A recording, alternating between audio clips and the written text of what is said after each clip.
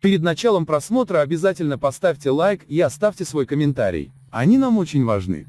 Жительница Марийского вилаята Аджеп Салтан Хаджиевой в этом году исполнилось 120 лет. Туркменская женщина, родившаяся в 1900 году, считается самой старой из ныне живущих в мире. Об этом сообщает газета «Туркменистан». Аджеп Салтан Хаджиева родилась в Генгешлике Бабасары Марийского этрапа Марийского вилаята. В молодости она занималась фермерством, ткацким делом, смотрела за скотом. Всегда она пользовалась большим уважением среди односельчан. Ее муж Хаджи Ага умер от ранней болезни. Пережившая тяжелые дни военных лет, она работала не покладая рук, выполняя женскую и мужскую работу, все ради своего единственного сына Ата, чтоб тот ни в чем не нуждался. Ата Хаджиев вырос уважаемым человеком в народе. Хотя Ата Ага сейчас 86 лет, он очень активен и со своей женой Тазигуль живут мирно и счастливо.